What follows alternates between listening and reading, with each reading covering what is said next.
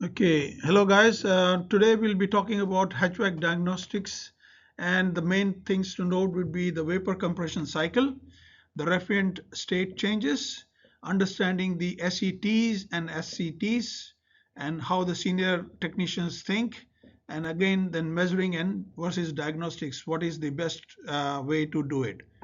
Okay, moving on to the next slide. As you can see on here, we have got a animation of a compressor, and you can see the red arrow. That means the hot high pressure gas is going to the condenser, and from the condenser coil it is going to the high pressure liquid is going to the expansion valve, and from the expansion valve the liquid is expanded and it goes into the evaporator coil, where it rejects the heat, absorbs the heat from the things you want to cool.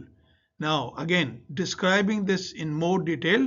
So the compressor raises the temperature and pressure of the refrigerant gas to high temperature, high pressure vapor, and it can also be called a superheated vapor, which goes into the condenser. In the condenser, there are two processes. The refrigerant first loses sensible heat and then gains latent heat, and it rejects heat through the condenser, and then the liquid moves on to the expansion valve, where the expansion valve does the pressure change, and obviously because the expansion valve has a small orifice, it reduces the volume, and since it has a very small volume and it is moving into a bigger volume line, the expansion happens, the pressure of the refrigerant is reduced, hence there is an expansion happening, and the liquid now starts changing into vapor as it is absorbing the heat from the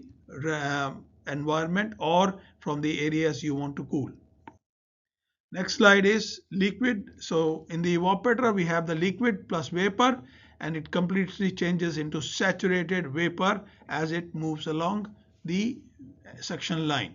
In the condenser it is hot vapor which moves into hot liquid, and the state changes transfers heat, the foundation of refrigeration. So that's how the refrigeration works. Moving on to the next slide. Now an R32 system. So we are talking about the saturated evaporating temperature. Now this is R32 at 130 psi. You can check this on an app. If you have a Danfoss app, or if you have any other refrigerant apps, the pressures are corresponding to the temperature which is visible on the screen. So that 5 degree is the saturated evaporating temperature. The return air is, on the other hand, is the air coming in to the coil, which is the 24 degrees. The supply air in this case is 14 degrees. And as you know, we always try to project pressures and temperature are directly proportional to each other. So whatever the pressure is, there is a corresponding temperature, as we have shown. So the saturated evaporating temperature in this case is 5 degrees. Moving on to the next one.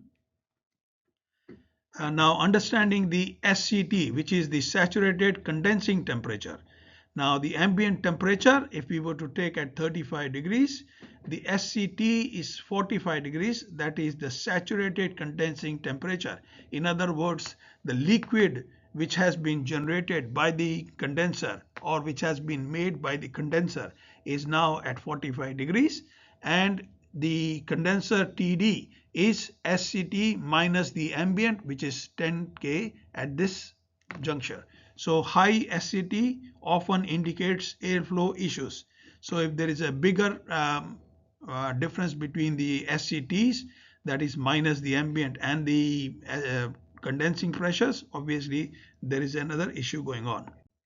Next, moving on to, we always must check any system that the airflow from the evaporator, for the condenser, the air temperature, the supply air temperature, the SET and SCT are good, and superheat and subcooling. Now we will explore these in more detail in the next one.